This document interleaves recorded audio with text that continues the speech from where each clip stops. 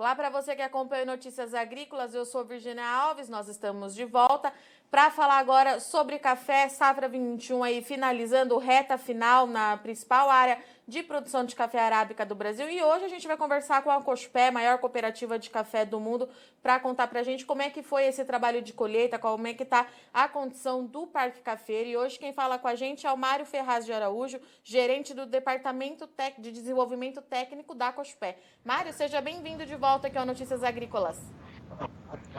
Obrigado, Virgínia. É um prazer estar novamente com você. Mário, você falava para mim, então, antes da gente entrar no ar, colheita concluída na área de atuação da Cospé. Queria que você contasse para a gente um pouquinho como é que foi esses últimos meses de trabalho, se tudo ocorreu dentro do que era esperado, teve alguma surpresa, produtor encontrou alguma dificuldade em relação à pandemia. O que você tem de novidade para a gente hoje aí da área de atuação da cooperativa? Virgínia, é isso aí. A colheita praticamente está encerrada, tá? A colheita da árvore, a colheita da planta já está encerrada e resta um pouquinho o recolhimento do café do chão. O pessoal fala varrição, né?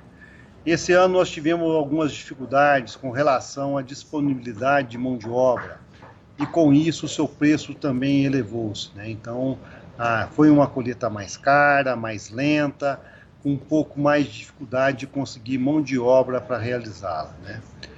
Em parte isso também foi devido à florada principal ter sido a que ocorreu em novembro. A colheita por si só, ela começou um pouco mais atrasada. Então, em termos de colheita é isso, temos algumas notícias de quebra de safra, mas são pontuais. Ainda não fechamos os nossos números, devemos fechar agora, final de setembro, começo de outubro, aferir bem esses nossos números para ver se o resultado final, né? Mas a situação com relação à colheita é isso, né? A colheita mais lenta, mais cara, mas também que já se encerrou. Mário, quando você fala que teve um pouco de dificuldade para mão de obra, isso tem alguma coisa relacionada com a pandemia? Porque a safra ela é menor, naturalmente ela já seria menor. Como é que a gente justifica isso? Vocês já têm essas respostas? Já conseguiu entender o que aconteceu nesse ano? Em parte, essa dificuldade com conseguir mão de obra, eu relaciono muito com a pandemia. Foi mais difícil, o pessoal com esse auxílio aí emergencial que o governo estava disponibilizando, né? Os cafeicultores estavam tendo maior dificuldade em contratar trabalhadores para colher o seu café. Então, e realmente a faixa etária afetada esse ano me parece que foi relacionada com a faixa etária dos nossos trabalhadores rurais, né? O ano passado, por incrível que pareça, 2020, quase não se noticiou casos de Covid-19 nas propriedades rurais. Esse ano não, foi muito comum o relato de trabalhadores rurais que tiveram a Covid-19, né, a pandemia. E Mário, falando um pouquinho das características dessa safra, nos últimos meses a gente ouviu bastante relato de grão xoxo, uma quebra de produção. Eu sei que você já disse pra gente que os números ainda estão sendo levantados pela Cospé. A Cospé deve divulgar daqui mais algumas semanas. Mas isso de fato aconteceu? Vocês tiveram esse relato também por aí? Sim, se confirma aquela expectativa de quebra que a gente já tinha por conta da bienalidade, mas também por conta da condição climática, rendimento dessa safra, como é que deve ficar assim? Você tem alguma informação preliminar que você consegue passar para a gente hoje? Virgínia, contra fatos não há argumento, né? O período chuvoso, além de mais curto, a gente tem que lembrar que as chuvas foram realmente se firmar final de novembro, e as chuvas encerraram-se em meados de fevereiro. Então, o período chuvoso foi muito curto para a cultura do café. Nós tivemos a ocorrência de temperaturas elevadas em várias fases críticas do cafeeiro, né? E isso certamente prejudicou a parte da granação desses frutos, né? Então, sim, nós tivemos algum problema relacionado a essa falta de umidade do solo, devido ao período mais curto de chuva, volume menor e também uma má distribuição. Então, e além das temperaturas altas que foram registradas em diversas regiões. Isso tudo acarretou num prejuízo para a planta, né? Então, em algumas regiões com maior intensidade, outras regiões com menor intensidade, né? Mas, como você bem frisou, isso aí, realmente, nós já estamos aí nos números finais de recebimento de café, nós vamos estar tabulando tudo isso aí, e esse número, creio que até final de outubro teremos tudo isso já devidamente monitorado, anotado e tabulado. Mário, é claro que mal termina uma safra, a gente já está pensando na outra. Essa questão climática deve ficar aí no radar, pelo menos para 2022, porque a gente tem essa seca prolongada, mas teve aqueles episódios de geadas que assustou todo mundo, né? O frio foi mais intenso do que era esperado. Como é que está a condição do Parque Cafeiro hoje, já pensando em 2022, Mário? As condições do Parque Cafeiro estão longe de estarem ideais, né? Então, nós estamos aqui com um período crítico aí de chuva, sem chuva, né? Bastante longo, né? Já temos alguns municípios que já fazem mais de 100 dias que não chove, e o reflexo disso é os nossos reservatórios extremamente baixos, né? Faltando água até mesmo para o pessoal realizar a irrigação, mesmo dispondo do equipamento, não está conseguindo fazer a irrigação, porque não tem água nos reservatórios. A região de sequeiro, né, também está sentindo muito, tá? Então, nós vamos ter um reflexo para 2022, né? E, além disso, nós tivemos o advento das geadas. Então, só seria muita leviandade de nossa parte dizer que isso não vai refletir num grande prejuízo para a safra de 2022. Mas nós somos muito cautelosos em falar em quanto isso vai refletir. Tá? Nós não podemos fazer isso, nós não podemos ser levianos a esse ponto de já adiantarmos os números. Teremos prejuízo? Sim. Vai ser alto? Sim, vai ser alto. Agora, o quanto, isso aí não nos cabe dizer ainda, porque nós não temos esse número. Tá? O que nós podemos adiantar é que realmente a grande safra 2022 não vai existir da maneira como era esperado, né? E, Mário, e falando um pouquinho da condição que está hoje, você está trazendo para a gente, né, que tem até mesmo um produtor que tem área irrigada, está passando por dificuldade. A gente ainda tem alguns dias, algumas semanas até a estação chuvosa se restabelecer de fato, na torcida para que ela venha na data que é esperada, né, Mário? Mas quanto que precisaria chover, assim, para aliviar a condição hídrica? Você tem esse número? A gente consegue ter uma noção quanto de chuva que é necessário? Virgínia, a chuva tinha que ter vindo ontem, não é para amanhã não, era para ontem, né? Então, realmente, o prejuízo a cada dia que se passa, pior fica a situação, né? E só que eu estava conversando com um amigo, né, há pouco tempo agora, né, o senhor Orlando Editore, e a gente estava conversando sobre isso. O grande perigo é se vier aí uma chuva muito leve, induzir a florada e a chuva não firmar. Aí a tempestade perfeita, por assim dizer, né? Se tivermos uma chuva aí que induza a florada e o período seco continue, aí poderemos ter uma situação igual foi em 86, né? Que a seca foi muito prejudicial a esse ponto. Mas, voltando a falar, quanto mais tempo demorar essa chuva, pior o cenário vai ficar. Mas se ela vier, ela tem que vir realmente com um volume que seja suficiente para induzir a florada. Qualquer 20 milímetros aí vai induzir, mas esse volume tem que ser suficiente para essa florada se concretizar em fruto, né?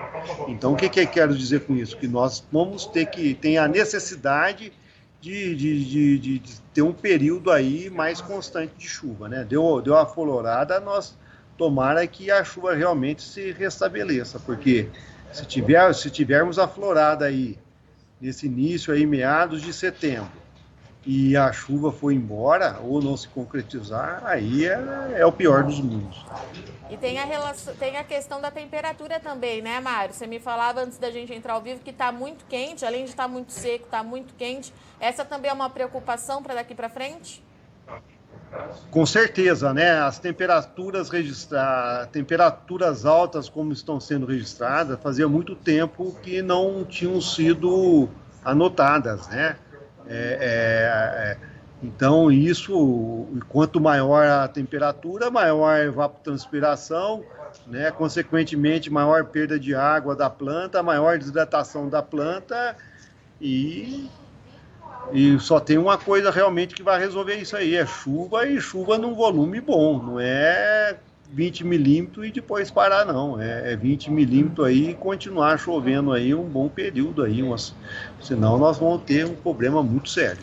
Então a gente continua naquela expectativa de que a chuva precisa vir, né, Mário? Parece que faz um ano que a gente fala exatamente a mesma coisa. Toda vez que você vem aqui no Notícias Agrícolas, precisa de chuva, chuva, chuva. Só o que a gente não contava nesse meio tempo é que fosse ter as geadas, que fatalmente também aconteceu, né? Então, e parte dessa geada, a causa, de até conversando com os colegas, né, é que a umidade relativa estava muito baixa, né? Então isso favoreceu demais a geada de radiação, né? E isso também já é um reflexo do ar estar muito seco, né? Por isso que essa geada teve essa intensidade também, né? Tanto assim que alguns órgãos, os principais órgãos de meteorologia do Brasil não acreditavam em geada e ela veio com uma intensidade bastante alta, né? Então, além dessa geada que foi significativa, né, e a continuidade desse período seco, né, realmente o prejuízo para 2022 não tem como ser pequeno, né? O reflexo vai ser realmente significativo com relação à produção 2022. E Mário, até aqui nós ouvimos que o produtor precisava esperar essa chuva voltar para a gente entender melhor qual vai ser a resposta da planta por conta da seca, mas sobretudo por conta da geada. Mas houve uma preocupação muito grande no mercado com a área de renovação de lavoura. Qual que foi a orientação da Cochupé quando a geada aconteceu? A gente pode ter uma área aí com a preocupação que eu digo no sentido de se a gente renovar uma grande área, no ano que vem a gente pode ter uma baixa muito grande. Qual que foi a orientação da Cochupé para o produtor? Foi essa também, de aguardar a chuva para ver o que vai acontecer? Como é que vocês lidaram com a situação? Virgínia, não tem como ser diferente. Tá? Vamos falando de geada, tá? A planta indica onde, o que fazer. E na maioria das vezes, o que tem que fazer é não fazer nada. Tá? Pode parecer um paradoxo, né? E não adianta fazer nada. Não sei se ele for desistir da cultura e vir aí fazendo o arranquio e entrar com uma cultura aí de verão. Do contrário, tá? A planta ela vai responder por si só, a não ser que for um plantio aí que tenha menos de 2 anos, né, de estabelecimento. Aí sim vai ter que plantar tudo novamente e não precisa esperar muita coisa não, e essa foi a orientação que nós demos. Agora, com relação às lavouras em produção, tá, não tem muito sentido em vir fazendo um corte, fazendo uma poda aí, porque na realidade o frio já fez esse papel, né? O que o produtor vai ter, o cafeicultor vai ter que fazer é fazer uma desbrota muito bem feita, conduzir essa lavoura da melhor maneira possível. Mas em termos de poda, em termos de... Isso aí, particularmente, eu não acredito não, porque o frio já fez o papel da ferramenta que iria cortar essa planta, né? Seja mecanicamente, seja manualmente. Né? Perfeito. Mário, e falando em clima, condição para a próxima safra, sei que a Cochupé tem o fórum aí para os próximos dias. Se você quiser aproveitar o momento para fazer o convite para o produtor que está nos assistindo, o espaço é seu, fica à vontade. Virgínia, muito obrigado pela oportunidade. Realmente, no próximo dia 21/9, nós teremos o nosso fórum Cochupé Café e Clima, nos quais eu serei o mediador desse encontro, e o Éder Ribeiro, nosso coordenador de geoprocessamento, estará falando do que ocorreu nas condições aqui nas áreas da Cochupé, né? Junto estarão também o professor José Donizete, da UFLA, fisiologista afamado, falando do que resultou essas condições tão adversas, o que poderá acarretar essas condições tão adversas que nós temos enfrentado até agora para a próxima produção e para a planta em si.